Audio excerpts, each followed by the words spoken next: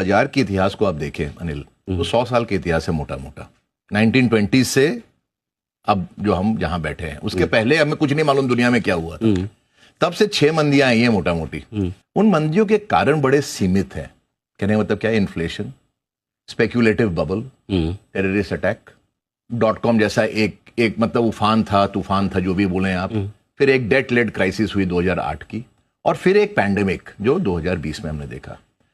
ये 5-6 जो कारण हैं 100 साल में, अब मेरे हिसाब से ये इन कारणों से मार्केट बहुत वाकिफ हो चुका है। और जो चीजों से आप वाकिफ हो जाते हो उससे आपको कोई दुख नहीं होता, कोई दर्द नहीं होता, आप प्रिपेयर्ड रहते हो। मार्केट 100 साल के इतिहास में 6 मंदियों से झेल चुका है और अच्छी तरह से झेल चुका है। और अब उसको ये समझ में आया कि ये मंदी एक कोई टर्मिनल केस नहीं है, ये कैंसर स्टेज 4 नहीं है, ये एक अच्छा खासा एक आपकी बीमारी है, लेकिन ये सुधर जाता है। मंदी को अगर विलेन माने, तेजी को हम, बुल मार्केट को हम एक हीरो माने, तो ये जो प्राण है और प्रेम चोपड़ा है और ये जो विलेंस हैं, मार्केट इनको अच्छी तरह समझ चुका है कि ये लास्ट में मर जाते हैं। पे आते ही पता चलता है हाँ, कि लास्ट में मरेंगे ही मरेंगे, पुलिस की गोली से, हीरो की गोली से, हीरोइन की गोली से मर जाएंगे।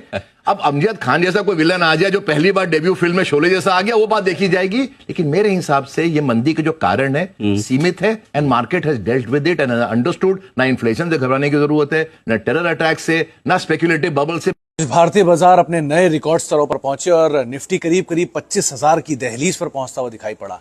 तो एक सवाल मन में उठता है कि क्या वैल्यूएशन थोड़े से महंगे साइड पर है कि सस्ते साइड पर है। दरअसल पी यानी कि प्राइस टू अर्निंग मल्टीपल, जिसको हम एक आधार मानते हैं वैल्यूएशन का, आज के दाम पर 25,000 के स्तरों पर निफ्टी का पीई करीब 23.4 के टाइम पर है। वही 24,000 पे 22 के मल्टीपल पर था, 23,000 पे 21 के मल्टीपल पर था, और 22,000 पे 22.5 के मल्टीपल पर था। 20,000 पे भी 22,500 के मल्टीपल था। तो 20,000 पे जो 22,500 के मल्टीपल पर था, 25,000 पे वो 23.5 के मल्टीपल पर है। तो बहुत महंगा उस हिसाब से नहीं है। अब 20,000 से पहले अगर 15,000 देखें, तब उस समय निफ्टी का मल्टीपल 40 के आसपास हुआ करता था। और जब निफ्टी 10,000 के जोन पे था, तब उसका मल्टीपल 25 के जोन पे 25 टाइम्स पर होता था। और 5,000 जब निफ्टी होता था, तब उसका मल्टीपल 21 टाइम पर होता था। तो उस लिहाज से देखें तो अभी भी निफ्टी का मल्टीपल उतना महंगा तो एटलीस्ट नहीं दिखाई पड़ रहा है। धीरज, ये देखो मुझे मैसेज आया। क्या मेरे पैसे कम हो गए? कौन से पैसे? मैंने यहाँ शेयर मार्केट में अपने पैसे बचा के अपने सेविंग्स के पैसे लगाए थे और कल ही कम हो गए। हाँ, वो कल मार्केट गिर गया ना यार। कहाँ गिर गया? अरे कहीं गिरा नहीं, मतलब वो सेंसेक्स और निफ्टी वगैरह कम हो गए ना। कैसे कम हो गए? अरे वो कल एक्चुअली अमेरिका का बाजार गिरा, तो उस वजह से हमारा भी गिर गया। अमेरिका से मेरा क्या लेना देना? अरे तेरा लेना नहीं है, लेकिन वहाँ क्या वो वॉर टाइप चल रहा है ना, इसराइल और अमेरिका का कुछ वो चक्कर है ना। अब ये इसराइल का अमेरिका से क्या लेना अरे देना? तो एक है, लेकिन चक्कर क्या है, ईरान उधर से, इसराइल और ईरान का चल रहा है आपस में, और अमेरिका इसको सपोर्ट कर रहा है। अब ये ईरान बीच में आ गया। धीरज देखो, ना तो मैं कभी ईरान गई हूँ, ना इसराइल गई हूँ, ना अमेरिका गई हूँ। ये तीनों मिलकर मेरे पैसे कैसे कम कर सकते हैं यार? ये गलत बात है।